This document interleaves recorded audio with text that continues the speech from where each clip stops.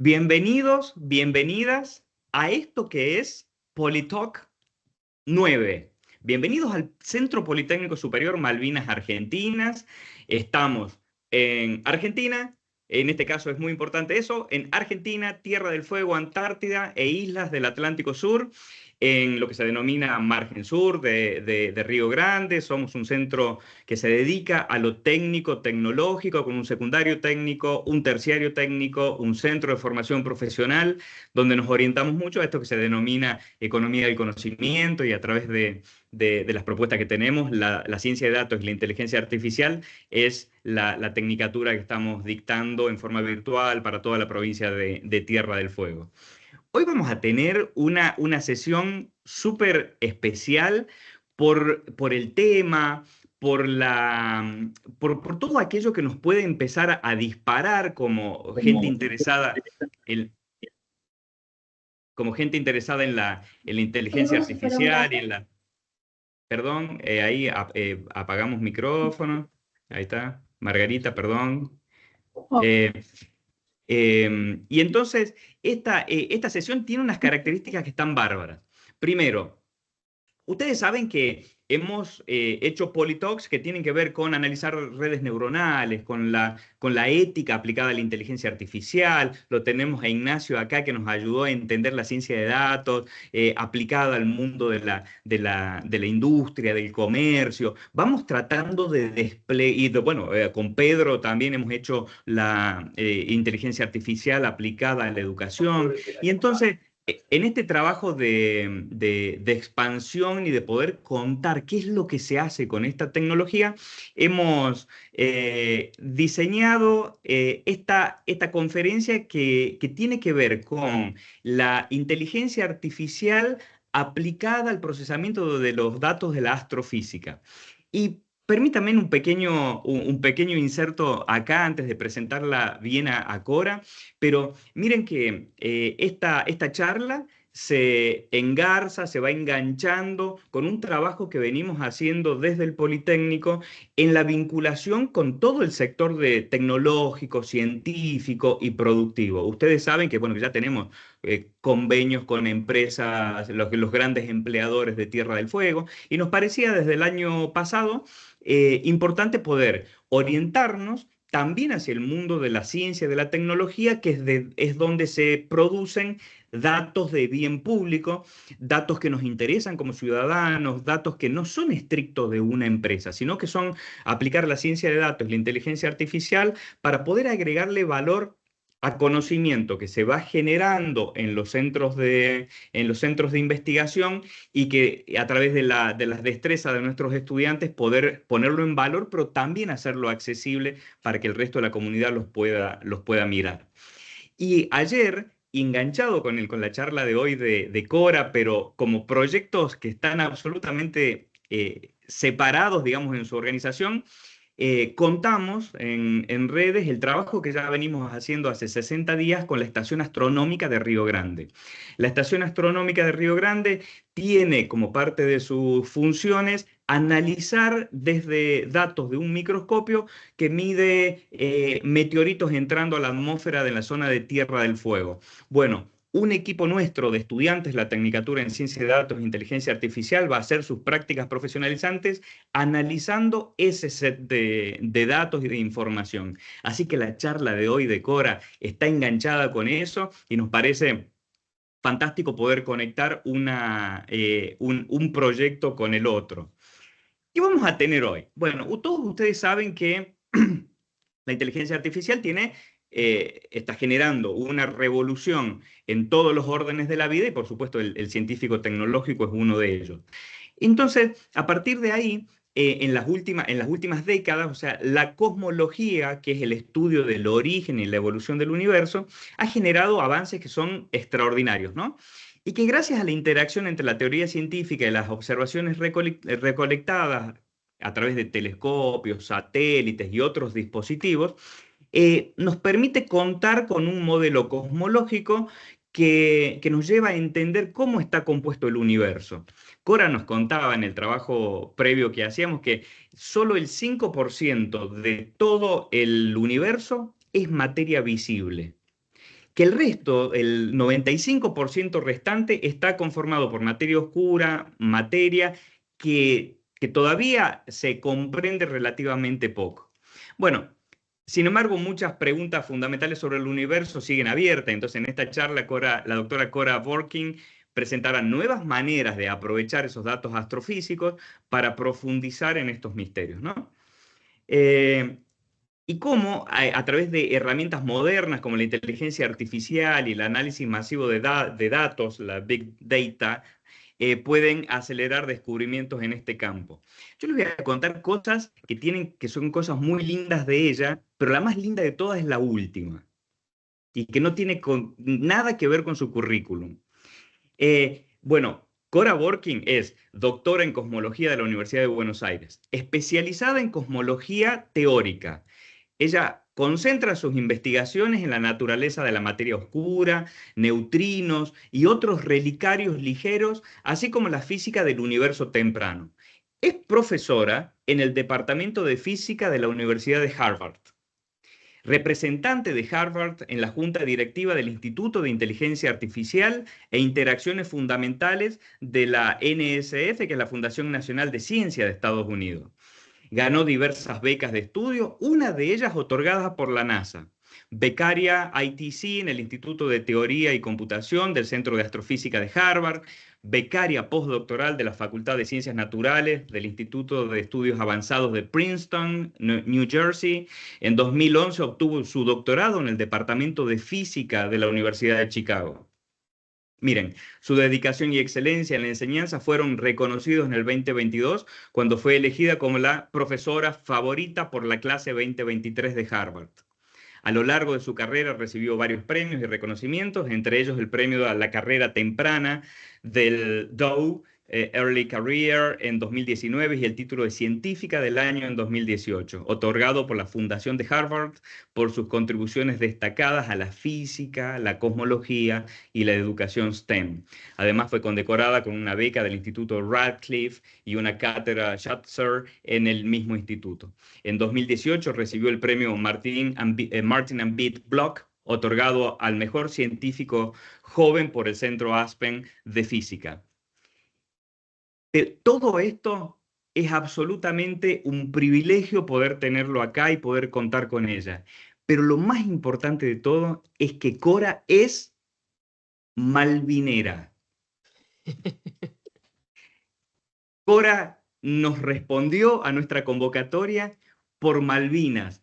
Cora es lo que es Colapinto en la Fórmula 1, lo que es nuestro equipo de fútbol en el mundo. Son en el mundo científico una Argentina que ha llegado a lo más alto de la ciencia y de la tecnología. Estamos absolutamente orgullosos de vos, Cora, como argentinos, como educadores, como Politécnico, por supuesto, y la verdad que es un absoluto honor tenerte acá y que pienses en Tierra del Fuego como la provincia de Malvinas, que es por supuesto un derecho al cual no renunciamos ninguno de los argentinos, y que vos hayas puesto tu corazón en esto para nosotros nos llena de orgullo. Así que bienvenida, disfruta este ratito, nosotros seguramente lo vamos a hacer. Te agradezco. ¿Me escuchan bien? Perfecto. Perfecto, genial. Bueno, te agradezco muchísimo la presentación, la invitación. Hola a todos y todas. Muchísimas gracias por la invitación a dar esta charla. Para mí es un placer estar acá con esta audiencia del Centro Politécnico Superior Malvinas Argentinas. Bueno, sí, soy Cora Borkin, soy argentina, soy orgullosa egresada de la UBA. Y mi plan para esta hora es contarles sobre algunos de los métodos que usamos con mi grupo para analizar datos en cosmología. También lo que voy a decir es que si quieren hacer alguna pregunta, eh, tal vez déjenla para el final o interrúmpanme porque yo no voy a estar mirando el chat, así que lo dejo manejarlo como quieran. Si querés, podemos pedirle a la gente que deje las consultas en el chat box y nosotros las vamos recuperando, te las vamos recuperando para el final. ¿Te parece? Dale, hagamos eso. Genial, Perfecto. dale tranquila. Dale, perfecto, porque yo no voy a estar mirando el chatbox. Dale, no Bueno, te preocupes. buenísimo. Entonces, me gustaría, yo sé que esta charla es basada en análisis de datos, pero como voy a estar hablando de cosmología, pensé que primero empezaría la charla diciendo, ¿qué es la cosmología? Yo soy cosmóloga. Los cosmólogos estudiamos el origen, la evolución y el destino del universo. Durante muchísimo tiempo este fue un campo muy especulativo, porque había muy pocos datos. Pero en las últimas 3 o 4 décadas esto cambió drásticamente. Y esto se debe a todos los datos que pudimos recolectar con satélites y telescopios en todo el mundo. Y bueno, nuestro trabajo es posible gracias a los avances de la tecnología, ¿no? La ciencia y la tecnología siempre van de la mano. Entonces, cuanto más avances haya en la tecnología, mejores detectores vamos a poder construir y más información vamos a obtener del cosmos. Los cosmólogos somos como arqueólogos que tratamos de entender nuestro pasado para comprender mejor la composición del presente y nuestro futuro. Y como los arqueólogos usan las ruinas, nosotros los cosmólogos usamos la luz para entender el pasado. La luz, que son los fotones, que nos llega, por ejemplo, de una estrella, puede tardar mucho tiempo, millones de años, en llegar a nosotros. Y cuando nos llega, nos deja ver cómo era esa estrella, por ejemplo, en el pasado.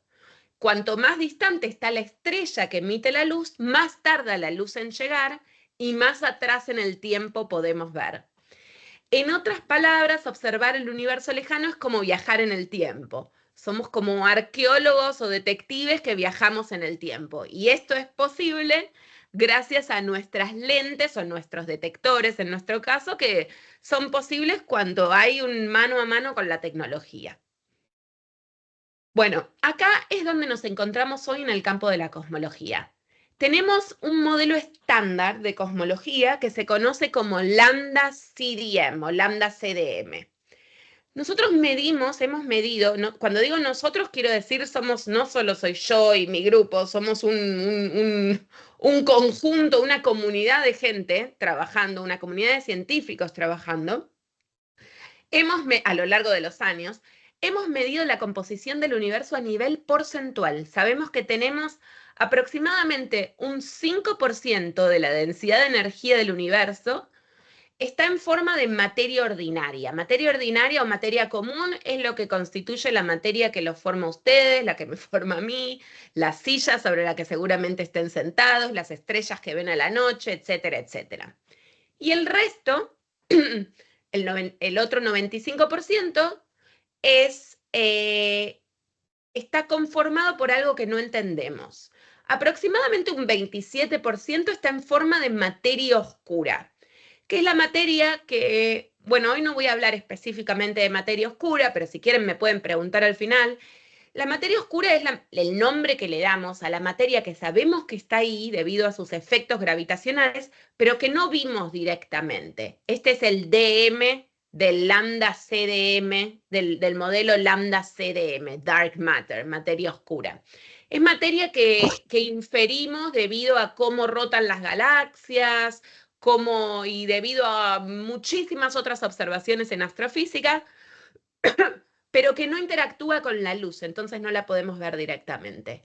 Y el resto, aproximadamente un 68% de la densidad de energía del universo, es lo que llamamos energía oscura, que parece un término medio ciencia ficción, pero que es un nombre que le damos a una sustancia que sabemos que tiene que estar ahí con presión negativa, que es la responsable de que el universo se encuentre en expansión acelerada. Hemos visto y hubo premios Nobel por esto en 1998, se observó, distintos grupos observaron que el universo estaba en expansión acelerada.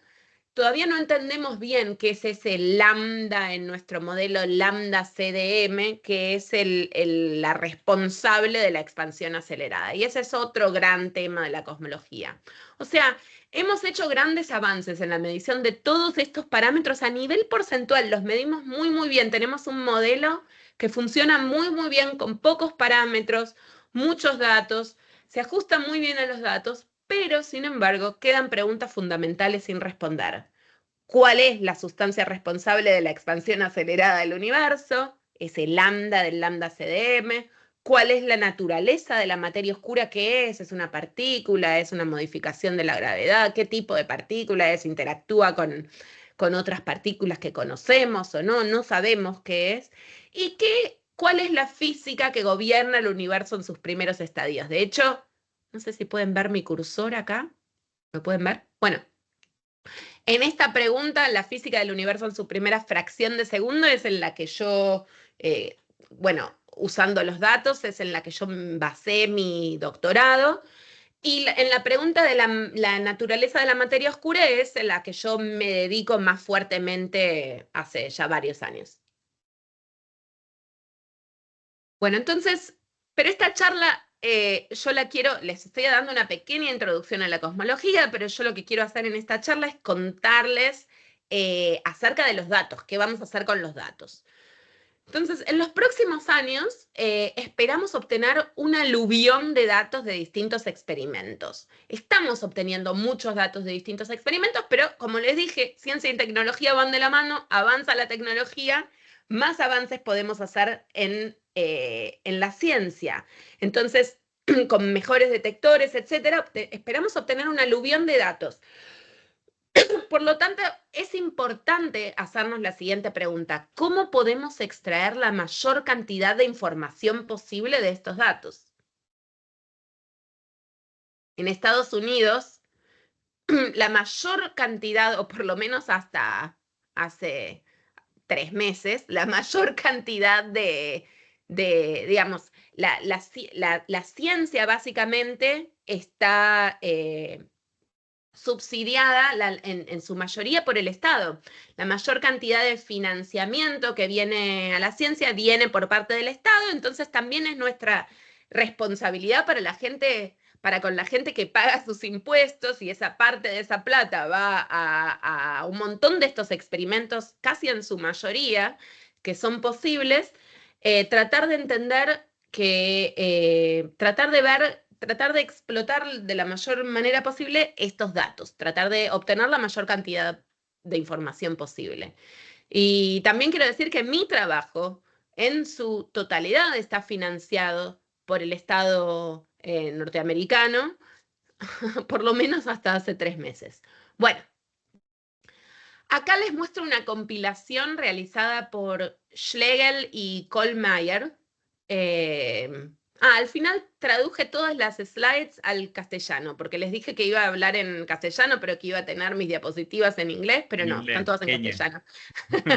Así que acá les muestro una compilación realizada por Schlegel y Kohlmeier, en donde podemos ver esto que dice number of redshifts. Bueno, esta la agarré en algunos plots van a ver cosas en inglés porque los agarré directamente de ciertos lugares, pero donde podemos ver que dice número de redshift versus year, que es año. El número de redshift que son medidos, el redshift es una medida de tiempo. Redshift se dice corrimiento al rojo en castellano, que es una medida de tiempo y distancia muy común en cosmología. O sea, cuando miran 10 a la 9, por ejemplo, están mirando a 13.000 millones de años atrás, ¿sí? Así que cuanto más para arriba, más atrás en el tiempo están viendo, y cuanto más para abajo en el eje Y, más cerca del presente están, ¿sí? Pero lo importante acá es que, como pueden ver, la cantidad de redshift o de distancias de tiempo medidas por varios experimentos va aumentando aproximadamente en un factor 10 por cada década, ¿sí? Entonces, nosotros, ¿dónde estamos? Estamos acá, en un momento en el que hay una gran variedad de experimentos que están a punto de mapear muy precisamente la distribución de galaxias en el universo, lo que traerá consigo mucha información nueva. Por lo tanto, es un buen momento para preguntarnos cómo podemos extraer la mayor información posible de todos estos datos. Gran parte de la información del modelo cosmológico que tenemos ahora proviene del estudio del universo primordial. En particular, información de la radiación cósmica de fondo, que es esa luz que viene desde el Big Bang, ¿sí? Nos trae información del universo en sus primeros estadios. Y cuando digo en sus primeros estadios, realmente digo cuando el universo era un bebé, cuando tenía una fracción de segundo después de nacer. Ahora, la radiación cósmica de fondo es un observable muy atractivo porque es bastante sencillo de modelar su física con precisión usando teoría que es lineal y estadística gaussiana. O sea que cuando analizamos la radiación cósmica de fondo que detectamos con telescopios y satélites, es relativamente sencillo de analizar. Ahora, gran parte de la información que obtenemos de la cosmología proviene de épocas posteriores del universo, en las que la teoría se vuelve no lineal y la información es mucho más difícil de modelar con precisión y los cálculos son más costosos. Esto se debe a la acción de la gravedad. Cuando el universo empiezan con pequeñas fluctuaciones chiquitas, así que podemos aplicar física lineal, gaussianas en su distribución, pero a medida que se expande, el universo se expande, a medida que pasa el tiempo, se expande, la gravedad actúa entre distintas fluctuaciones de materia y se empiezan a formar los objetos que después vemos hoy, ¿no? Las galaxias y estrellas que observamos hoy. Pero entonces, digamos, se vuelve todo muy no lineal y la teoría que describe el universo se vuelve no lineal para poder describir un universo no lineal y la estadística deja de ser gaussiana. Dado que la cosmología, entonces tenemos que, digamos, con la teoría que vamos modelando nosotros los teóricos, tenemos que analizar los datos de una manera un poco más costosa. Ahora, dado que la cosmología es una ciencia observacional, una pregunta clave es cómo comparamos la teoría con los datos para poder obtener conclusiones sólidas. Y establecer esta conexión implica el modelado computacional de datos que vienen de los experimentos y el uso de métodos estadísticos y machine learning en algunos casos para hacer inferencias sobre la física fundamental a partir de datos astrofísicos.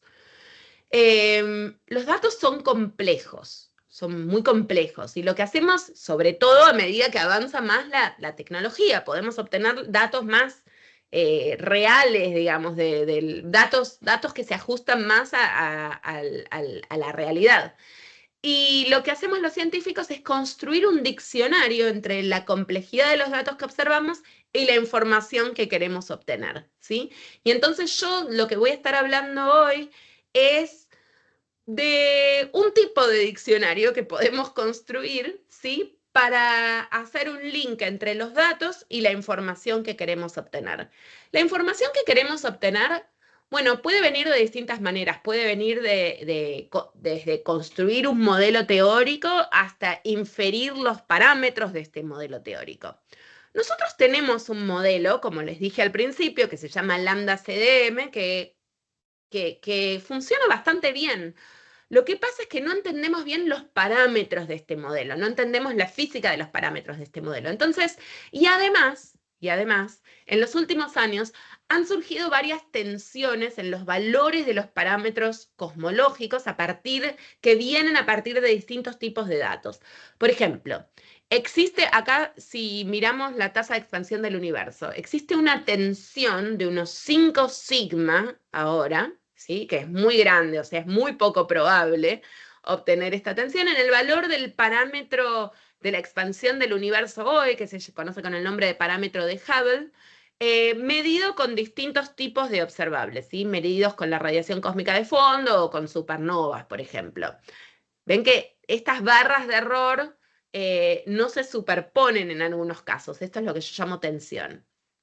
También hay una tensión en el valor de la amplitud de las fluctuaciones de la materia. Ven que estas barras de error, en algunos casos esta y por ejemplo, qué sé yo, estas de acá o estas de acá, no se superponen. Entonces, esas tensiones, si no se deben a errores sistemáticos de los distintos observables que estamos considerando, podrían deberse a un nuevo modelo de la física que no incluimos o algo que no estamos incluyendo en el modelo estándar. Y esto obviamente cambiaría drásticamente nuestra comprensión del universo. De hecho, se han propuesto y se siguen proponiendo una gran variedad de nuevos modelos de materia oscura y energía oscura para poder resolver estas tensiones. Y si abren lo que se conoce con el nombre del archive, que es donde en física y en otras áreas de la ciencia ponemos, cuando uno escribe un paper, lo postea en este lugar en la web, arxiv.org.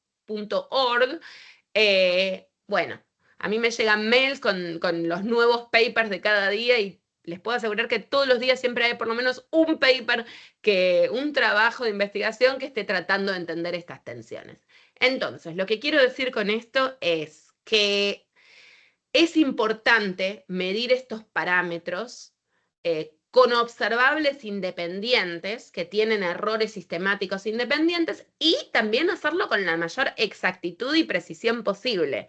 O sea, es una carrera entre los detectores que cada vez son más, que miden cada vez con más precisión, y los teóricos que necesitamos modelar los datos, digamos, de la mejor manera posible para extraer la mayor cantidad de información posible. Bueno, entonces yo les voy a contar ahora un tipo de diccionario con el que estamos trabajando para poder modelar los datos de una manera en la que sea posible extraer la mayor cantidad de información. ¿Sí? Bien. Ahora, la forma tradicional, y acá se vuelve un poco más técnica la charla, pero bueno, me comentaron que la mayoría de ustedes trabajan en ciencias de datos, así que la hice un poco más técnica para que, bueno, teniendo en cuenta la audiencia que supongo que sabe este tipo de cosas y que si no, me pueden preguntar. Ahora, la forma tradicional de analizar datos cosmológicos durante, yo diría, los últimos 20, 30 años, ha sido calcular el espectro de potencia de los diferentes campos que medimos, ¿sí? Pero si el campo no es gaussiano, el espectro de potencia no contiene toda la información. Y este es el caso de la estructura a gran escala del universo, debido a la influencia de la gravedad a lo largo del tiempo, como les contaba antes. Esto hace que la distribución de estructuras no sea gaussiana. Entonces, cuando medimos galaxias, por ejemplo, cuando los grandes experimentos miden galaxias en el universo, lo que vemos es, digamos, la distribución de galaxias en el universo es no gaussiana. Y entonces, bueno, como tiene una distribución no gaussiana, queremos ir más allá del espectro de potencias que solo extrae la información a nivel gaussiano. Y la forma habitual, por lo menos en cosmología, de ir más allá del espectro de potencia, ¿sí? Que mide la función de correlación de dos puntos, mide una galaxia acá y una galaxia acá, y hace un promedio entre las mediciones de dos galaxias a distintas distancias, ¿sí? Este es el espectro de potencias en función de la distancia. Bueno, la gente lo que se suele hacer es ir a estadísticas de orden superior, ¿sí? A funciones de correlaciones más altos, no solo tener en cuenta dos galaxias, sino tener en cuenta tres galaxias, triángulos, o cuatro galaxias, o cinco galaxias. Bueno, esto es lo que se hace habitualmente. Habitualmente, cuando uno va más allá del espectro de potencia, se tiene en cuenta la función de correlación que le sigue, que es la función de correlación de 3 puntos, o sea, 3 galaxias serían, ¿sí? Mirar todo, en lugar de mirar dos galaxias como promedio, cómo se distribuyen en el cielo, mirar 3 galaxias, mirar todos los triángulos en el cielo. Una desventaja grande de las funciones de correlación de orden superior es que no logran capturar toda la información cuando el campo físico o de lo que sea que estamos midiendo es altamente no gaussiano. Y esto lo demostró en un artículo muy lindo, Carrón, hace ya unos 14 años. Otra desventaja, es una gran desventaja, es que rápidamente esto se vuelve computacionalmente inviable a medida que avanzamos a estadísticas de orden superior y superior. Porque bueno, cuando hay que medir dos galaxias en el cielo, uno las mide. Cuando hay que medir triángulos, ya hay más combinaciones de triángulos y además, bueno, la medición es una cosa, pero también los errores sobre la medición, ¿no? Nosotros hacemos ciencia, así que no solo es la medición, sino los errores en la medición. Y para los errores en la medición hay que medir muchas simulaciones de muchos triángulos de galaxias y esto se vuelve muy costoso. Este es un ejemplo en el que pueden ver la información como función de acá dice information retrieval, o sea, la información que se saca como función de la no gaussianidad, ¿sí? Y pueden ver acá como incluso con todos los momentos, o sea, todas las funciones de correlación de orden superior, ¿ves? Ven estas, es la información que se saca, 100% de la información cuando el campo tiene cero no gaussianidades, o sea, cuando es gaussiano, y casi nada cuando es muy, muy gaussiano, ¿sí? Ahora, con todos los momentos, con todas las funciones de correlación, pueden ver que esta es la curva que está punteada acá en gris, Cora, pero me ven que, parece que, me parece que se nos quedó frisada en una parte de la diapo anterior. Algunos estamos viendo la parte donde dice espectro de potencia más las estadísticas de orden superior con las dos flechitas azul. Fíjate si volvés un par de movimientos atrás del a cursor. ver, A ver, ahí para... volví, ahí voy para adelante. No, a ver, yo no veo movimiento en el esto. Claro, correcto, sí, ahí Franco me dice que estamos viendo todos lo mismo. Fíjate si, pasa que no quería sacarlo y volver a ponerlo, pero me parece que te quedó tildada la diapo. Fíjate Ay. si, A ver, como- espera, ¿qué ven ahora? estamos, mira, ahí vos podés ver el chat, hay una imagen de lo que se está viendo, que te vendría a ser tu diapo 11. Y diapo 11, se quedó 11. frisada acá. Y acá, bueno, lo voy Claro, a pero tener que vos volver estás a poner. estás accionando y no se está reproduciendo en el Teams. Bueno, espera. End A ver, show. tranqui. Sí, sí. Stop sharing. A ver, espera. Ah, acá veo stop sharing. Ahí está, ahí Eh, saliste, ahora volví a compartirlo, a ver si... sí, pero un minuto. Share, window, eh, PowerPoint Presenter View. Ahí vuelve. Ahí está. Ahí Pero volvió con ahora tus están notas. viendo con mis Tus notitas. notas. Ujú. Espera, espera un minuto. Stop sharing. Bueno, no importa, espera. Vamos a hacer end show. Espera, dame un segundo. Tranqui. A ver, a ver, a ver. Espera, que ahora los perdí a ustedes. Vamos a poner window, ciclo de charlas. Acá estoy. Vamos a poner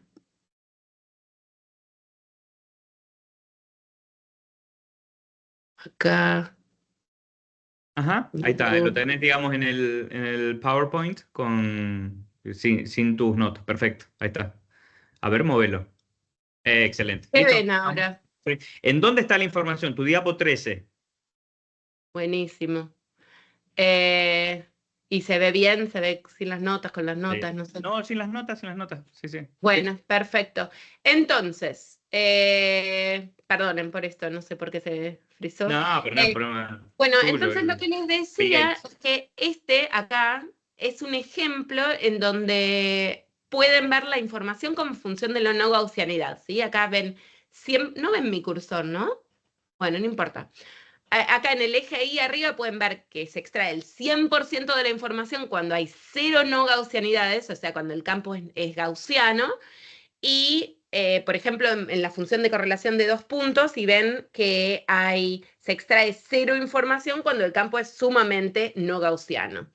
Acá ven en la línea punteada gris, ven que se puede extraer más información cuando el campo se vuelve no gaussiano, pero cuando el campo se vuelve muy no gaussiano, tampoco se extrae toda la información. Y esto es lo que les mostraba en la diapositiva anterior, en este paper de Carrón, porque por eso puse pérdida de información, porque no se extrae toda la información que se podría extraer, incluso con todas las funciones de correlación, cuando el campo es muy no gaussiano. Ahora me lo puse para ver lo que ustedes ven, así me aseguro de que me siguen.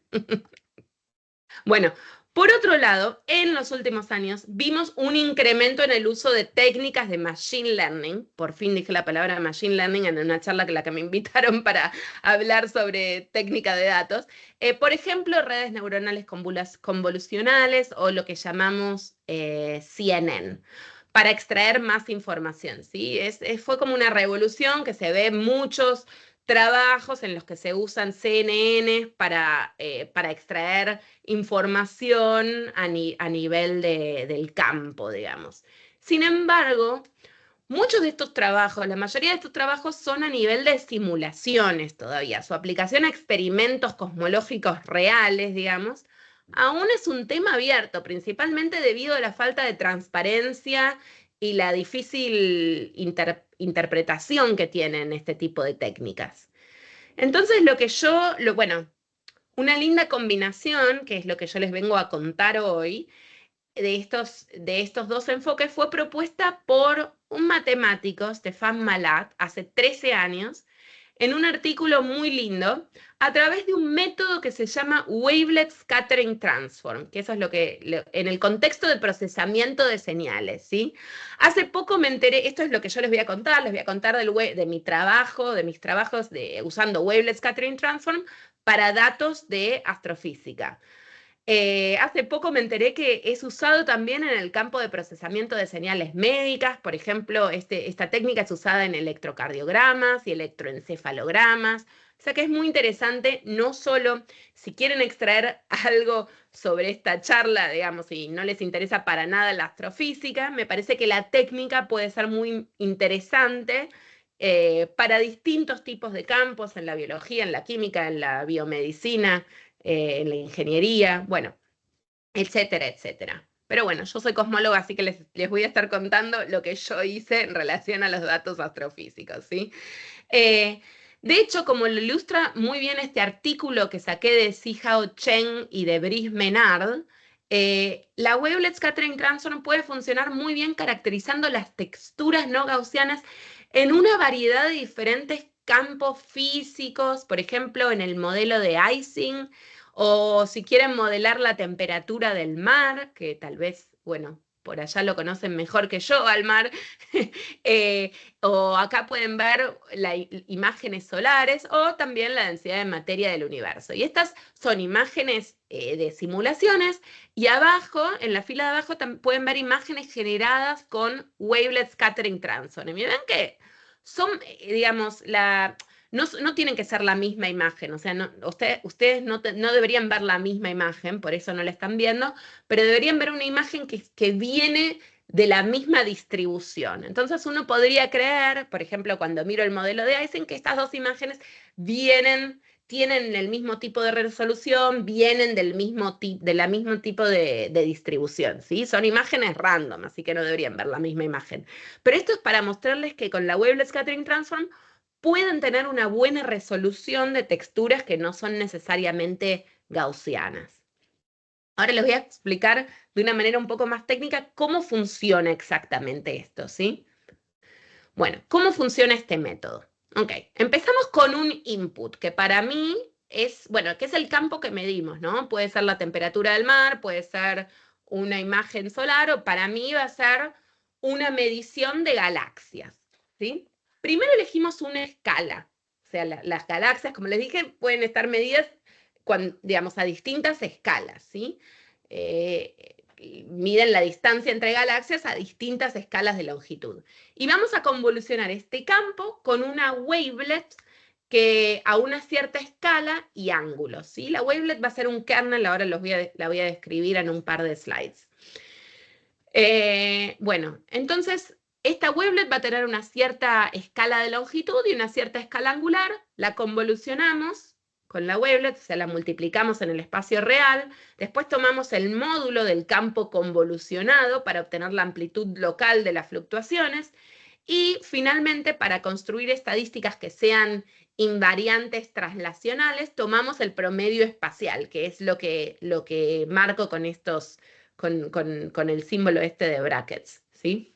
En una red convolucional, en una red neuronal convolucional, esta se conoce con el nombre de global pooling. Tal vez para ustedes que están también estudiando distintas técnicas de machine learning lo conocen con ese nombre.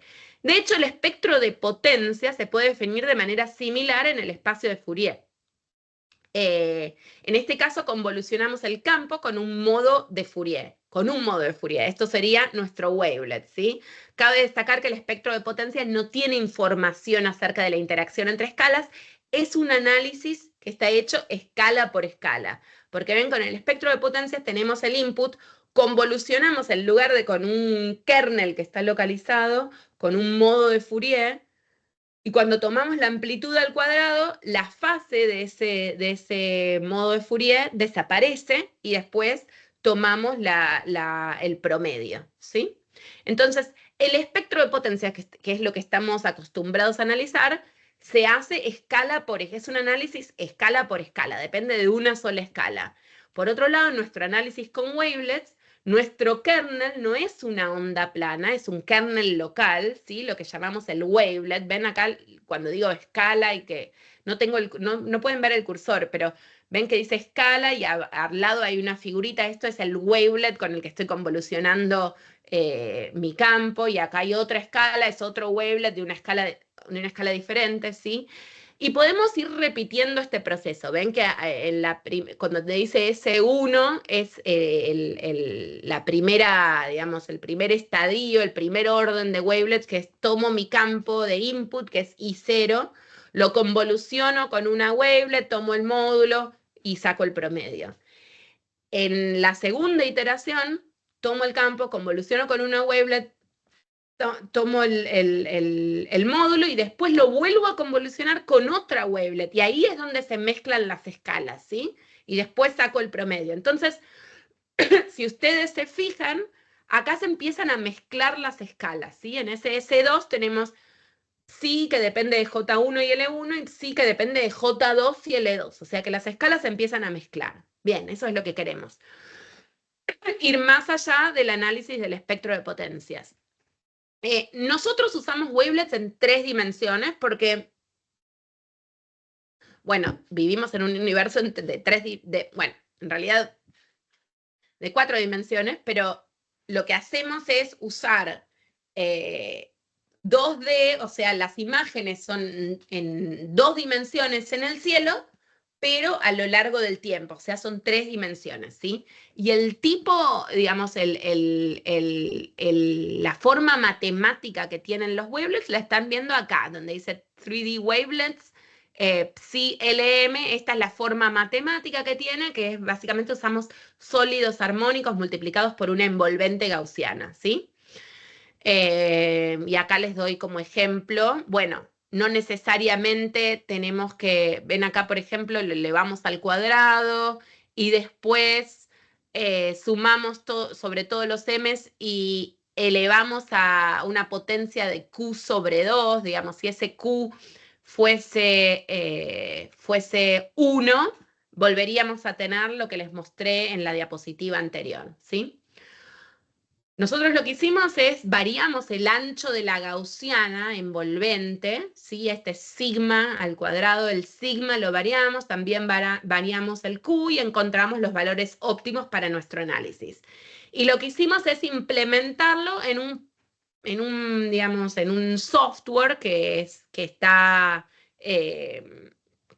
fue hecho público, digamos, que se llama Kimatio, K-Y-Matio, que según aprendí de un postdoc griego que tenía, significa wavelet en griego. Bueno.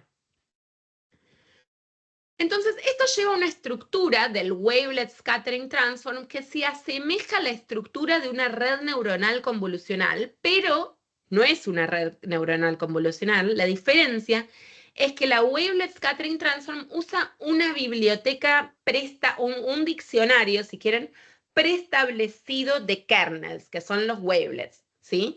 En este caso, como no aprendemos los kernels a partir de los datos. Nosotros sabemos cuáles son nuestros kernels. En el caso de Machine Learning típico en las CNNs, ustedes aprenden, o nosotros aprendemos los kernels a partir de los datos. Acá no estamos aprendiendo los kernels a partir de los datos, nosotros establecemos los kernels. Entonces, en este sentido, el Wavelet Scattering Transform es más interpretable que los algoritmos más habituales de Machine Learning. Por eso me gusta a mí.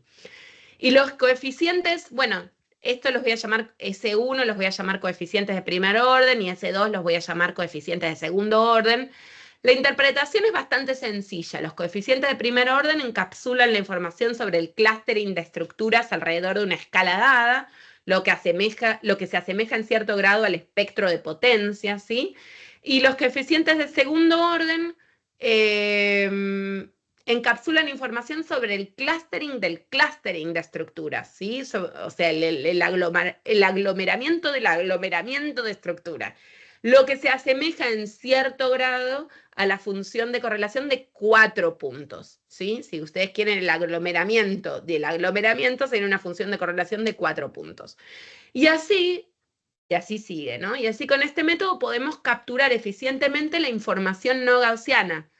¿Ven? ¿Por qué digo eficientemente? Porque el input que tenemos solo aparece una vez. Antes les había dicho que para ir a funciones de correlación más altas tienen que obtener, bueno, primero el espectro de potencias con 2 inputs, que son las galaxias, por ejemplo.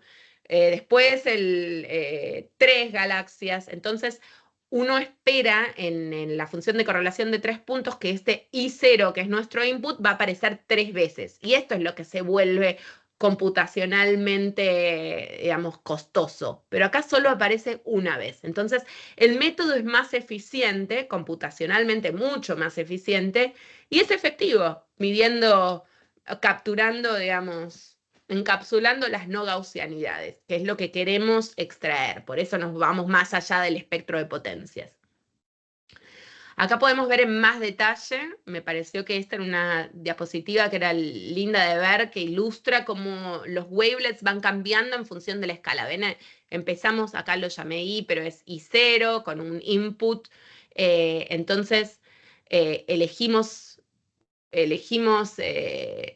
una escala con distintas longitudes, y después lo convolucionamos con esas escalas, y después lo convolucionamos de nuevo. Entonces vamos teniendo como un network de coeficientes que se asemeja mucho al network que ustedes ven en las redes convolucionales, redes neuronales convolucionales. Y acá les muestro una comparación de un análisis que fue hecho con otro observable de cosmología, no importa, es un análisis de lente gravitacional suave, que es un observable que se usa en cosmología, si quieren después me preguntan, usando el espectro de potencias. A ver, acá, este en blanco es el espectro de potencias. Acá pueden ver el constraining power, que es la cantidad de información que pueden sacar versus el ruido, ¿sí? Pero lo importante acá es cuanto más alto estamos en este plot, más información podemos extraer, ¿sí? En blanco podemos ver la información que podemos extraer del espectro de potencias. Esto peak count es otro tipo de estadística, no importa, pero lo que les quiero mostrar es lo siguiente. Fíjense, en azul es la información que podemos extraer con una CNN, y en rojo es la información que podemos extraer con el Wavelet Scattering Transform. Es muy parecida, por lo menos en este caso, con simulaciones, es muy parecido el tipo de la cantidad de información que podemos extraer. Y lo que está bueno para mí es que es más interpretable, porque sabemos exactamente qué es lo que estamos haciendo. Y en términos Bueno, de eficiencia computacional entre el CNN y el wavelet. en eficiencia computacional diría que el wavelet es más rápido, porque el CNN hay que entrenar. No es un gran tema, pero hay que entrenar, depende qué es lo que querramos hacer, ¿no? Pero la CNN hay que entrenarlas con simulaciones. Entonces, digamos, eso es lo que lleva más tiempo. El wavelet bueno, el wavelet también hay que realizar simulaciones, pero él entrena para las barras de error, pero diría que se asemejan, si es que no el wavelet le gana un poco al CNN, depende del problema que estemos considerando. Claro, pero partís de un input menor en el wavelet, ¿no? El input que tiene ¿cómo? Perdón. El wavelet tiene un input menor.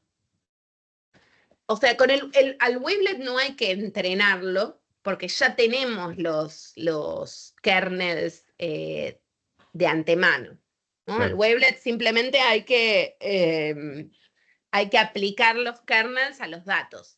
El tema, eso es muy rápido. El tema en donde digamos, ok, una ventaja del wavelet es las barras de error, ¿no? Que en los CNN es más complicado de entender cuáles son las barras de error. Con el Wavelet Scattering Transform es muy fácil obtener las barras de error. Corremos muchas simulaciones, obtenemos los Wavelet Scattering Transform de esas simulaciones y podemos obtener las barras de error fácilmente. En los CNN, el error en el Machine Learning es todo un tema, y es un tema muy abierto con mucha discusión al respecto. Bien. Entonces yo diría, el Wavelet Scattering Transform es computacionalmente más eficiente, menos costoso en extraer información no gaussiana que lo que es el espectro de potencias, y con respecto al CNN es mejor porque es más interpretable, de alguna manera, y la información que obtenemos es más o menos parecida para ciertos casos que fueron estudiados, ¿no? Como todo en Machine Learning, puedo dar, digamos, puedo decirles lo que fue visto, es muy empírico esto, así que fue visto en ciertos casos que la información es más o menos comparable. Con mi postdoc, Georgios Valogiannis, que es griego, que es el que me enseñó lo de quimatio, tuvimos la primera aplicación de la Wavelet Scattering Transform a campos cosmológicos en 3 dimensiones. Y vimos que el Wavelet Scattering Transform se desempeña mucho mejor que las estadísticas del espectro de potencia estándar en cuanto a los errores que obtenemos de parámetros cosmológicos. Entonces, lo que hicimos primero es desarrollar la teoría, después la aplicamos a simulaciones. Cuando vimos que funcionaba bien en simulaciones, como todo en ciencia, ¿no? Primero desarrollamos la teoría, después desarrollamos simulaciones, y cuando estábamos seguros de que las simulaciones funcionaban, lo aplicamos a los datos. Entonces, lo que ahora les voy a mostrar es nuestro análisis de datos reales de galaxias con la técnica de Wavelet Scattering Transform. Esta es una de mis últimas slides, ¿sí? Entonces, basado en este resultado, decidimos analizar datos reales de galaxias. Aplicamos el Wavelet Scattering Transform a los datos de galaxias del experimento BOSS, que es parte de BOSS, que es parte del experimento que se llama Sloan Digital Sky Survey, que es un telescopio que está en el estado de Nueva México, en Estados Unidos. Bueno, estos datos son obtenidos y son, digamos, quedan abiertos al público. Entonces yo, sin ser parte de la colaboración del Sloan Digital Sky Survey, pude agarrar esos datos y analizarlos. Eso también es lo que tiene de bueno un proyecto financiado por, perdón que vuelva a repetir esto, pero me parece importante también en el contexto de Argentina, es también lo que tiene de bueno un proyecto financiado por el Estado, ¿no? En que los datos no quedan en manos privadas, tienen que por ley ser digamos, dejados al público para que el público pueda analizarlos, y entonces todos los podemos analizar.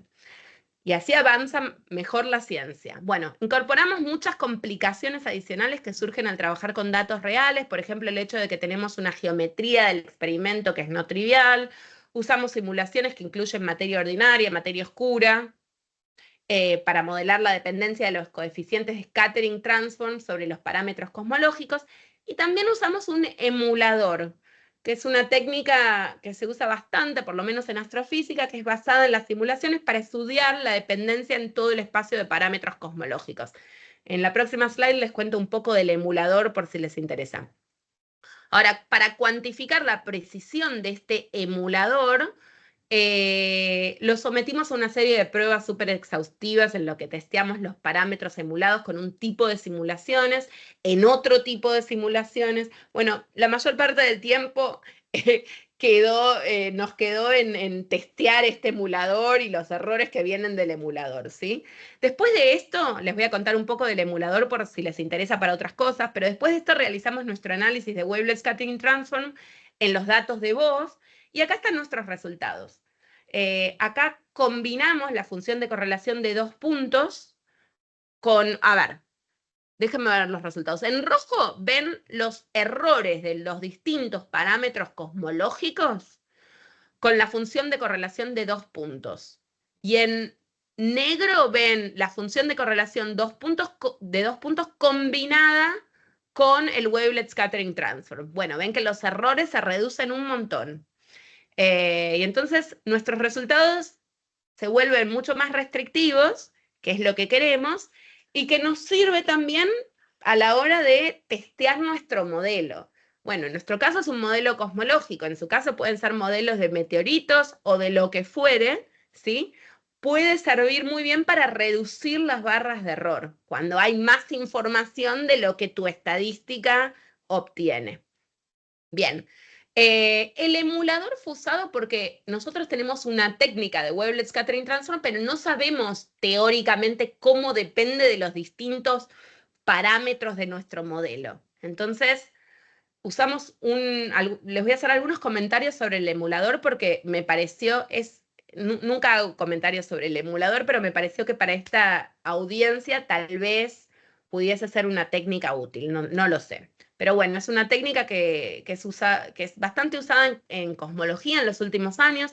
Los emuladores básicamente reemplazan a las costosas llamadas de la likelihood mediante interpolaciones, ¿sí? Es un interpolador, básicamente. Y este emulador, basado en una red neuronal, nos predijo a nosotros la dependencia cosmológica de los coeficientes del Wavelet Scattering Transform en un espacio de parámetro de 15 dimensiones, ¿no? Porque teníamos los parámetros cosmológicos, pero también otros parámetros astrofísicos, etc.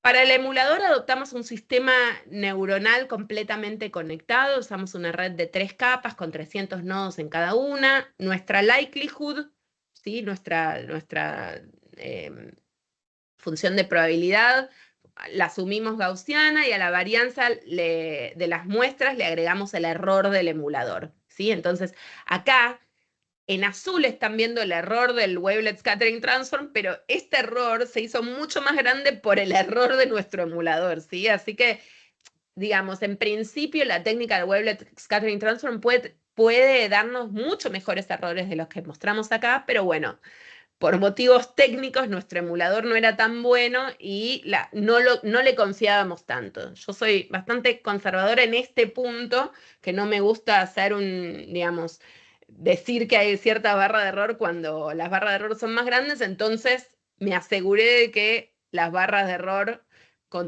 tuviesen todo en cuenta, ¿sí? Y esta figura compara los valores verdaderos del Wavelet Scattering Transform y los valores predichos por el emulador para algunos coeficientes del WST seleccionados del vector de datos. Bueno, acá lo que podemos ver básicamente es que el emulador funciona muy bien. Bueno, como conclusión, ya estoy a 2 minutos de terminar. Como conclusión, ¿qué les conté hoy? Les conté sobre una técnica que a mí me parece muy prometedora, que se llama Wavelet Scattering Transform. Es una técnica muy eficiente para extraer información en distintos campos de la física, biología, química, ingeniería, medicina, etc. Yo la he visto usar en un montón de campos diferentes. Me parece que es un punto medio ideal entre las CNN, las redes neuronales convolucionales, y estimadores, digamos, estadísticas más tradicionales, como el espectro de potencias, por ejemplo. ¿Por qué es un punto medio? Porque es más fácil de interpretar que las redes convolucionales y es más eficiente que los estimadores tradicionales. Y presenté acá brevemente la primera aplicación a los datos cosmológicos, pero me interesa decirles que hay muchísimas otras posibles aplicaciones y bueno, si se les ocurre alguna aplicación en la que puede ser interesante de usar, yo encantada de discutir con ustedes. Y antes de terminar, me parece pertinente reafirmar que las Islas Malvinas Qué genia fueron, que... son y serán Ah, qué genia que... Argentina. Y que la Por Dios. patria no se vende. Muchas gracias. Ah, que por Dios, por Dios, por Dios. Eso fue un golpe bajo, ¿eh? Para terminarlo.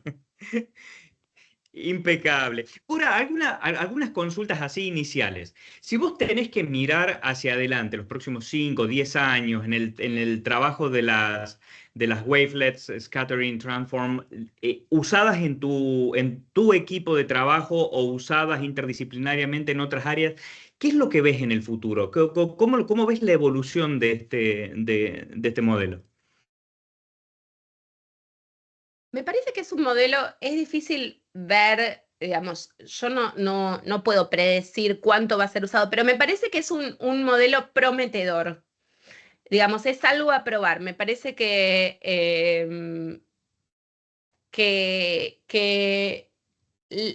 a mí en particular, por lo que me gusta este modelo o este método, porque puede extraer mucha información de los datos y es interpretable. Me parece que es importante a la hora de hacer machine learning, digamos, no sé si esto llamarlo o no machine learning. Machine learning es un término que está muy trillado ahora, que se usa para un montón de cosas, pero me parece que es importante acordarnos que estamos haciendo ciencia. Entonces, la interpretabilidad es importante. Y las barras de error también son importantes. Con eso no quiero decir que Machine Learning no sirve, ¿eh? Lo que quiero decir es que es importante no decir cosas que no son. Y esta técnica, por lo menos yo, entiendo la interpretación y las barras de error. Entonces, con eso me quedo contenta. Hay esto no es una competencia entre Machine Learning y esto, pero bueno, me pareció que era pertinente comparar primero porque hay una comparación bastante obvia entre el network de Machine Learning y de redes convolucionales y el network de Scattering Transform. Eh, y también me parece que es pertinente por la audiencia, ¿no? Porque es gente estudiando, o mucha de la gente que está en esta audiencia está estudiando la carrera de ciencias de datos. Y ahora Machine Learning se volvió una cosa muy, digamos, está muy de moda, pero es bueno tener en cuenta que estamos haciendo ciencia, nos interesa ciencia pura, ciencia aplicada, nos interesan las barras de error. Y las barras de error es bueno entenderlas bien. Entonces, eso es la promesa que le veo al Wavelet Scattering Transform. No es nueva la técnica, o sea, la técnica fue propuesta hace como 13 años, eh, pero la vi poco usada en cosmología. Digamos, nosotros hicimos el primer análisis en cosmología con datos reales, quiero decir, de otra gente hizo análisis en cosmología de simulaciones, y también la veo aplicada a otro tipo de áreas. Me parece interesante tenerla en cuenta. Sí, hay como que una de las primeras que aparecería sería poder estudiar, no sé, marea roja, ese tipo de, de, a ver, de situaciones que tienen que ver con los océanos y que están muy fundamentadas en análisis físico-químicos, ¿no? Y poder empezar a trabajar por ahí con un modelo de estos para poder predecir, por ejemplo, presencia de ese tipo de toxinas. Te voy trasladando, hay una pregunta que viene como muy enganchadita con esto último que estás Dale. haciendo referencia, que viene acá del chatbox. Estefanía, y después sigo subiendo con alguna más. Dice, Estefanía Ramos pregunta, muchas veces se habla de la importancia del contexto del dato. ¿Qué estrategias utilizas vos y tu equipo para documentar adecuadamente el origen y las transformaciones de los datos en el pipeline? Genial pregunta. Muy buena pregunta. Es verdad que el contexto del dato hay que tenerlo en cuenta. Nosotros, a ver, la comunidad en cosmología es un monstruo que se une, digamos, es como que uno se pone en los hombros del otro, ¿no? Entonces, eh, primero están los grupos de experimentales que construyen los detectores, que simulan los detectores, que entienden el ruido de los detectores. Eso ya lo incorporan en el pipeline desde el vamos, yo no me encargo de eso, ¿no? Por eso digo, puedo contestar a la pregunta desde el punto de vista de mi grupo, desde el punto de vista de la comunidad de cosmología. Hay que entender bien las estrategias de, por ejemplo, con telescopios, lo que se llama el survey strategy, cómo gira el telescopio, cuántas partes mide en cada parte del cielo, qué problemas tiene la atmósfera en cada parte del cielo, si mira del hemisferio norte, si mira del hemisferio sur, cuántas veces pasó por el mismo punto, cómo funcionan los detectores, son volómetros, son semiconductores, cómo funcionan. Todo ese modelado entra en el pipeline y obviamente es importante tener en cuenta a la hora de establecer los errores y establecer lo que llamamos systematics, que son las sistematicidades, ¿no? Uno no quiere decir, seguro que viene del Big Bang, cuando que es una señal que es rara, que tal vez puede decir que es un modelo nuevo que no tuvimos en cuenta en el Big Bang, o tal vez es porque la atmósfera en esa parte del cielo tiene ciertas cualidades. Digamos, todo esto se va incorporando en el pipeline. Y a nosotros, y el pipeline, digamos, los pipelines de las distintas colaboraciones se hacen públicos. Entonces nosotros tenemos que tener en cuenta cuando simulamos los datos cómo es por ejemplo, la forma de distintos telescopios miden distintas áreas en el cielo, no es que vos podés medir todo el cielo, ¿sí? Entonces, la forma del área, la que miden en el cielo, es súper importante de entender a la hora de aplicar el Wavelet Scattering Transform. No es lo mismo aplicar el Wavelet Scattering Transform en un área, digamos, en un área circular del cielo o en un área con bordes que son distintos, ¿no? Digamos, por cosas técnicas de cómo se aplican. Entonces, todo lo vamos teniendo en cuenta. Sí, hay como una comunicación, digamos, a veces lo que pasa es, este tipo de cosas entran en el pipeline y a veces cuando nos llegan a nosotros los teóricos y no entendemos bien de dónde vienen estos errores, nos ponemos en comunicación directa con la gente que toma los datos para preguntar, para poder entender de dónde vienen este tipo de cosas. Entonces, sí, es importante que haya una comunicación directa entre el que está haciendo el modelado y el que está tomando los datos. ¿Y qué porcentaje hay de dato duro y de estadística en ese pipeline? De datos versus De dato estadística. duro, dato del instrumento directamente. ¿Ustedes tienen acceso al dato del instrumento, el dato Sí. duro del instrumento, o a procesados ya de parte del propietario del instrumento o el equipo que maneja el instrumento Sí, y solo buenísimo. acceden a estadística? No, nosotros tenemos, hay un procesado suave y un procesado más duro, digamos. Toman los datos y los limpian qué sé yo, agregan los errores del detector, sacan errores que vienen de medir distintas partes del cielo de distintas maneras, pero los datos limpiados después de una primera limpieza es lo que nos llega a nosotros. Nosotros no obtenemos los datos procesados con estadística, obtenemos los datos semiduros, diría yo, Ujú. ¿sí? Y los datos, lo que yo lo llamo a nivel de campo, sin estadística. Y después le Claro. podemos aplicar la estadística, pero tienen un procesamiento inicial.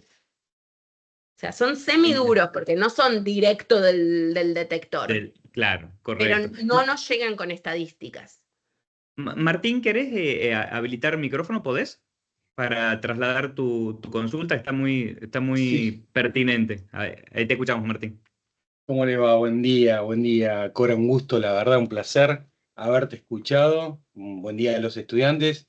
Tenemos la oportunidad de contar con varios estudiantes de Machine Learning y de ya un poco más avanzados y justo estamos en estos procesos, ¿sí? A mí me toca un poco trabajar con la materia justamente de Machine Learning y bueno, justo estamos en los procesos de la recolección de datos y me pareció súper interesante la metodología, o sea, que utilizás. Y bueno, hay una pregunta básicamente porque tenemos que aplicar, ¿sí? Un poco de análisis de radiofrecuencia para lo que es sismografía. Entonces, por ahí, si vos has visto, si bien ya sé que obviamente no es tu área, ¿sí? Pero si has visto o tenés algún colega, alguna fuente de información donde podemos, o algún artículo que hayan visto sobre el análisis de radiofrecuencia en la parte de sismografía, ¿sí? Por ahí sí estaría bueno para por ahí poder comentarlo, ¿sí? Y después, o sea, también, o sea, esto justo estabas hablando, perdón, no te dejé contestar, me fui derecho a las Mira, preguntas. me parece perfecto. Te contesto la primera. La primera es que no vi esta técnica aplicada a datos sismográficos. Tampoco tengo, digamos, tampoco tengo el expertise en datos sismográficos, pero encantada de ver el tema con ustedes después, no ahora mismo, pero después me podés contar un poco más sobre el tema y ver si se puede aplicar este tipo de técnicas. Sí, sí, con todo gusto. Buenísimo, muchas gracias.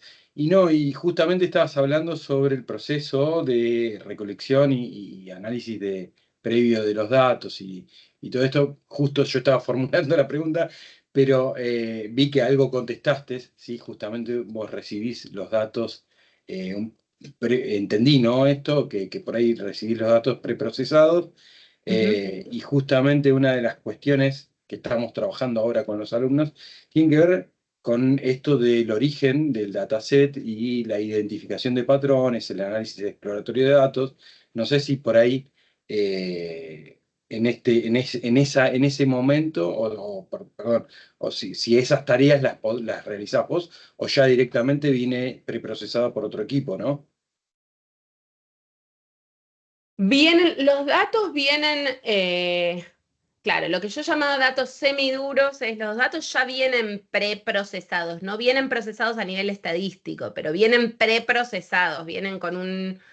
Preprocesados, ¿qué quiere decir? Que nos llegan los datos de la señal y el ruido, ¿sí? Y nosotros ya tenemos una simulación que fue hecha, por ejemplo, por este grupo por los grupos de experimentos, por ejemplo, en mi caso, el Sloan Digital Sky Survey tiene una simulación de lo que es el Survey Strategy, cuántas veces miden en cada parte del cielo, etcétera. Esas simulaciones ya fueron hechas por ellos y nos llegan ya hechas esas simulaciones. Es como les dije, es como digamos, nosotros nos paramos sobre los hombros de ese gigante, ¿no? Ujú. Nosotros hacemos otro procesamiento de los datos, pero no nos llegan los datos crudos directos del telescopio. Sí.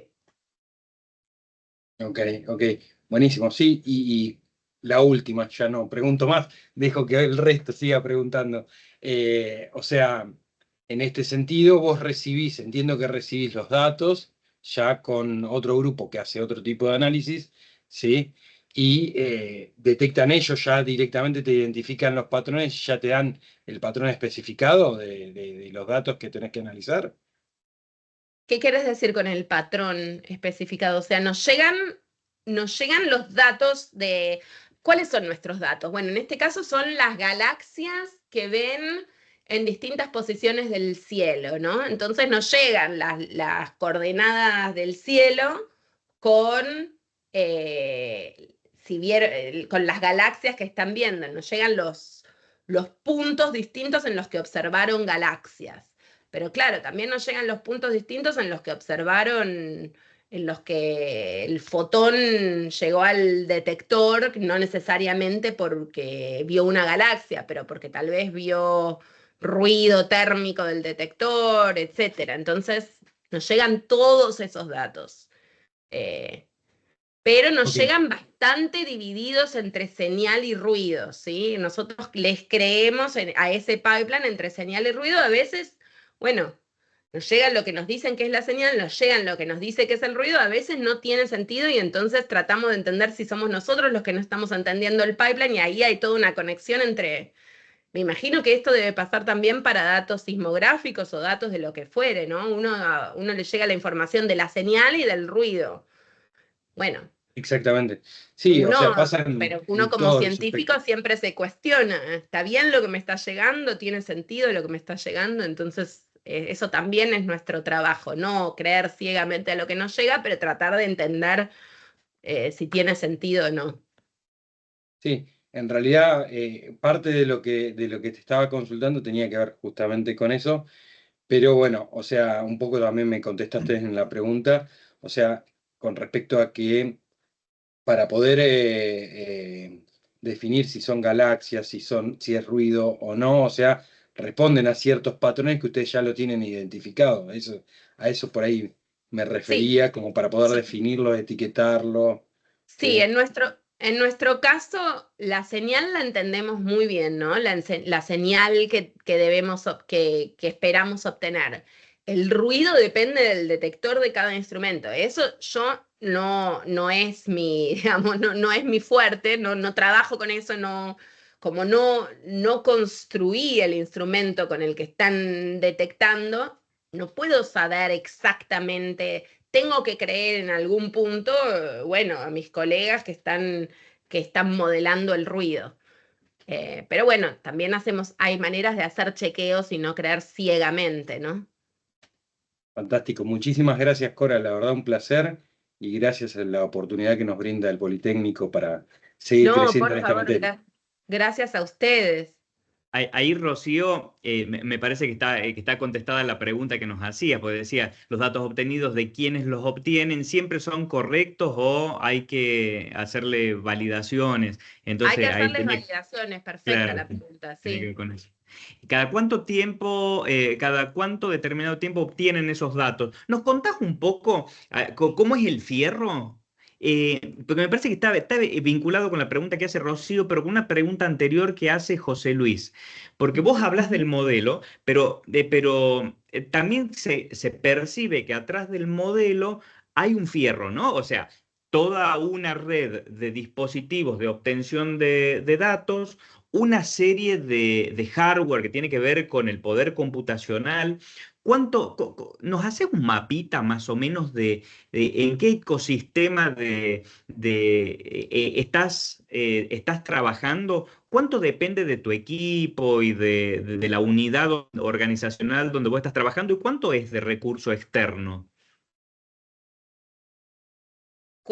En cuanto a todo ok, a ver, te pongo todo en contexto. A Mi ver, equipo es un equipo pequeño en el mundo que bien. está también analizando los datos, ¿no? Estos telescopios de los que te estoy hablando, ahora digamos, el que le sigue el padre del Sloan Digital Sky Survey se llama DESI, ¿sí? Dark Energy Spectroscopic Instrument. Bueno, no importa. Este equipo está formado, hay como 200 personas en cada artículo publicado por este equipo, ¿sí? Muchísima gente, y por años, tal vez uno, digamos, eso también es lo que tiene de bueno, tener colaboraciones que están financiadas por el Estado, porque los tiempos se vuelven más largos, ¿no? En una empresa uno puede, digamos, uno puede pedir financiación no para dentro de 10 años, ¿no? Las empresas quieren, y se entiende, las empresas quieren hacer plata más rápido, Ujú. pero como son experimentos financiados por el Estado, entonces estos experimentos fueron diseñados hace 15 años, ¿sí? Hace 15 años se propuso el experimento, una beca de financiamiento del DOE, en este caso, el Departamento de Energía de Estados Unidos, digamos, que es una agencia federal, eh, pone la plata para hacer el experimento. Estamos hablando de cientos de millones de dólares para hacer este experimento, es una bestia.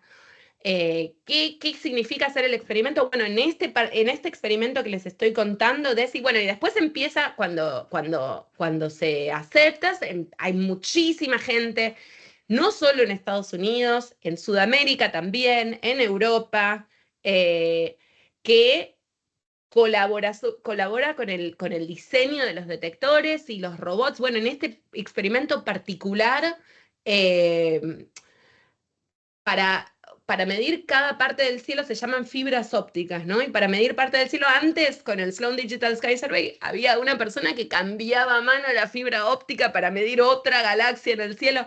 Ahora hay unos videos buenísimos que después les muestro, si querés te mando y le podés mandar a tu comunidad, pero hay robots que cambian, está todo robotizado y cambian las fibras ópticas para ir mapeando las distintas partes del cielo, es espectacular. Bueno, todo esto es una maquinaria enorme de la que yo y mi equipo no formamos parte para nada, ¿no? Yo no soy parte de DESI, todo esto viene por otro lado. Bueno, toman los datos. Después de tomar los datos, te estoy hablando de tal vez fue DESI, bueno, uno de estos experimentos en general se propone con 15 años de anticipación, por eso no hay empresa privada que pueda, toman los datos, que pueda financiar esto, ¿no? Después toman los datos, después una vez que toman los datos, ellos tienen el equipo, que es un equipo, una comunidad enorme en todas partes del mundo, de cientos de personas, tienen un cierto tiempo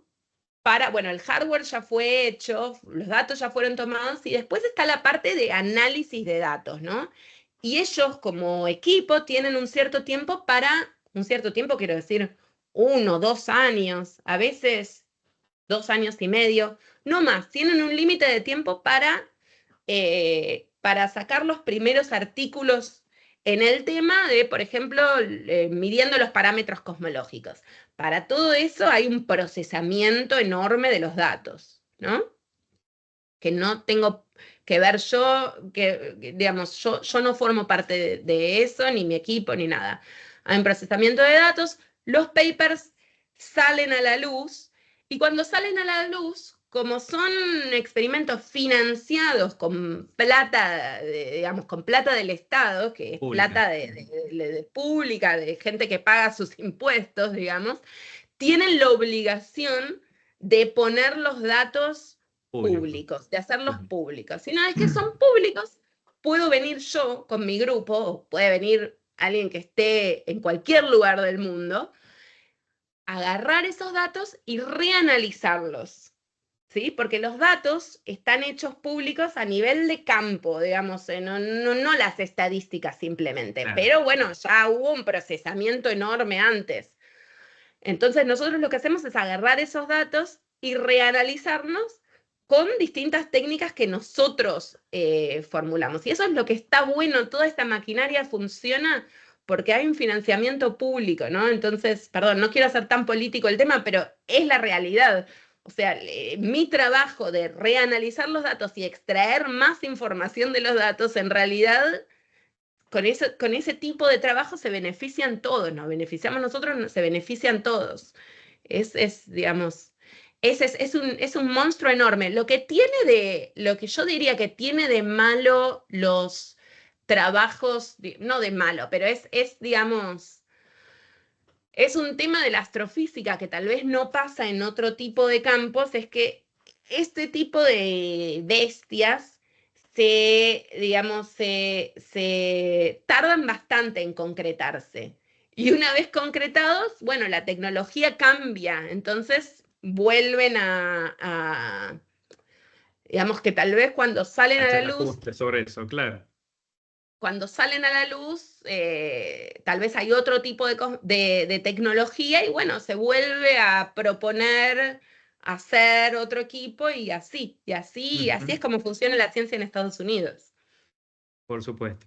Cora, una consulta más de acá del Fede. Magaldi, veía que estabas con mano levantada, si querés abrir micrófono. Después te voy a leer unos mensajitos de agradecimiento, algunos de ellos, después te los mandamos, por supuesto, a través de Gise, como para que tengas el abrazo y el cariño de la gente que te vio hoy. Y por ahí una pregunta tonta para el final que me la guardo. Fede. Hola, ¿qué tal? Creo que soy yo, Silván. ¿Cómo estás? Silvana, dale. Ahí sí. Prendo la camarita. Acá está. Ahí estás. Bueno, ¿qué tal? Buenos días. Muy agradecida también por la charla, súper interesante. Nos motivaste un montón a seguir investigando de esto, nos abriste la cabeza. Espectacular poder haber participado de este intercambio, digamos, más de escucha, pero intercambio al fin. No, me quería sumar porque yo también tenía como la misma inquietud recién del rector, en el sentido de que quería consultar si ya entendí bien cómo viene todo este proceso de hardware, de máquina, de fierro, como lo nombraban recién. Si conoces o podés comentarnos así de equipos estudiantiles que se sigan formando como a nivel de tecnicatura o a nivel universitario de grado, que sería menos que las especialidades y todo lo que estudiaste vos seguramente y tu equipo que trabaja en esta clase de proyectos, si conoces de algunos laboratorios para que puedan, de universidades o tecnicaturas o institutos públicos en su mayoría, que sería mejor, que tienen armado como estos fierros, pero para tomar estos datos que ya fueron, analizarlos y reanalizarlos como vos proponés, digamos. O si tenés ideas si existen como algún tipo de línea de financiamiento, como vos decís que es importante el apoyo del Estado para que se promulgue y se siga avanzando con estas formaciones, sobre todo para los recursos humanos. Si conocés algunos casos, si podés comentarnos, porque por ahí en la tecnicatura tenemos acceso, si bien a datos públicos, en que los chicos tienen posibilidad de transformar, analizar y todo eso, pero quizás quedamos un poco cortos en el tema de laboratorios, laboratorios, por decir, esas máquinas robustas que pueden manejar cierto tipo de volumen de datos, ¿no? Si tenés algo, si nos querés comentar algo de eso, Sí, me sin ir parecería más interesante. lejos. Sí, claro. Mira, yo como soy de Buenos Aires, lo que te puedo decir es que mi nivel de conocimiento es sobre el área de Buenos Aires, pero por ejemplo, yo ahora estoy trabajando en conjunto con un grupo de ITEDA, que es un instituto financiado por el Estado en Buenos Aires, ITEDA, en el que estamos analizando, bueno, ellos son parte de un experimento que se está haciendo en Argentina, en el norte de Argentina, en Salta, que se llama CUBIC, QUB-IC.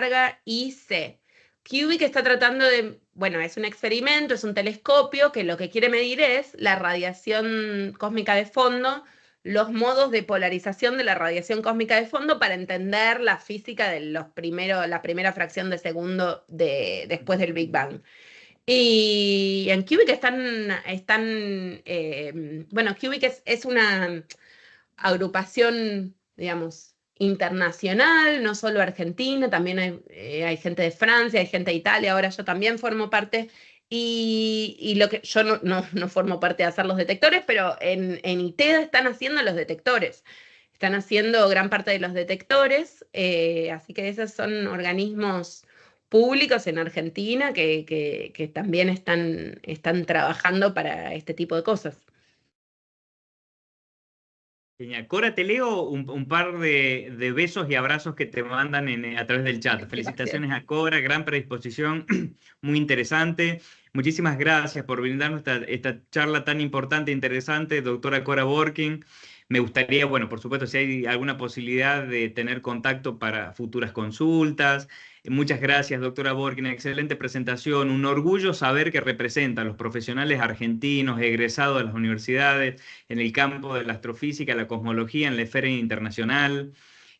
Un placer escucharte, Cora, la verdad súper interesante. Bueno, hay varios más. Y te cierro con una que tiene que ver más sobre tu mirada personal sobre el uso ético-ambiental de la inteligencia artificial. Te saco ahí un poquito de lo específico como para darle colofón a esta linda charla. Para que lo perdí en el mensajito, dame 2 segundos. No, la consulta tenía que ver con cómo te posicionas en términos de esta paradoja que se da entre la gran cantidad de recurso natural que permite el funcionamiento de la inteligencia artificial y bueno, ¿cuál sería tu posicionamiento en esto, ¿no? Es decir, bueno, uno sabe que la inteligencia artificial es una tecnología que, que es absolutamente necesaria, que forma parte de la evolución de la civilización, pero que a su vez es poco eficiente en términos de recursos naturales, ¿no? ¿Cómo- ¿Pudiste cruzar Sí, alguna idea con respecto a eso? sí, es cierto, es un tema importante. Eh, es cierto, es un tema importante, porque claro, se necesitan grandes clústeres de computadoras para hacer todo. Es un tema que creo que al que hay que prestar atención. No me parece que por eso, digamos, creo que la manera, digamos, muchas veces pasa que cierta tecnología daña el medio ambiente y entonces se cruza la tecnología. La manera tal vez obviamente no tengo una solución al problema, pero sí que es un problema, sí que hay que admitirlo como problema y hay que tener una mirada de pensar al tema para tratar de solucionarlo sin escaparle a la tecnología. Creo que hay otro tipo, seguramente haya otro tipo de formas de procesar los datos, tal vez con el mismo tipo de tecnología, pero de una manera más amorosa con el medio ambiente. Claro. Pero sí, digamos, mi posicionamiento es, no por eso, digamos, no todo es blanco-negro. Me parece que seguramente haya me parece que es importante poner recursos en pensar cómo resolver el tema, pero Claro. no ponerse en contra de la inteligencia artificial por esto. Y que como tecnología nueva o de uso masivo nuevo, recién estamos viendo cuál es el impacto. Entonces, a partir de ahí se empiezan a generar las preguntas nuevas y los desarrollos nuevos y vamos a seguramente encontrar el punto de equilibrio entre ambos. Creo que vamos a encontrar el punto de equilibrio. Creo que cerrarlo de una sería una pérdida, pero es importante tener en cuenta el tema, absolutamente, sí. Cora, ha sido un absoluto placer tenerte acá.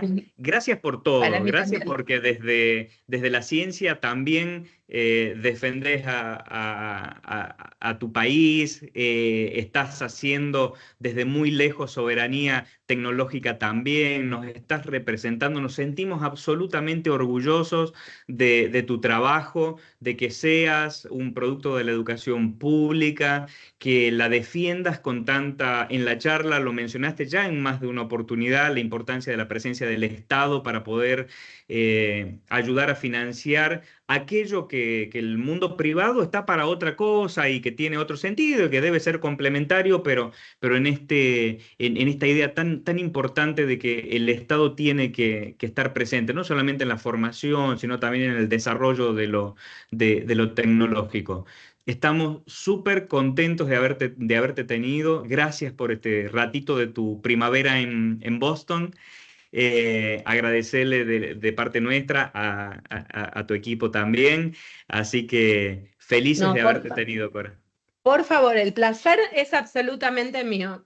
Mil gracias por la invitación y por toda la calidez que me brindaron. Muchas, muchas gracias. Bueno.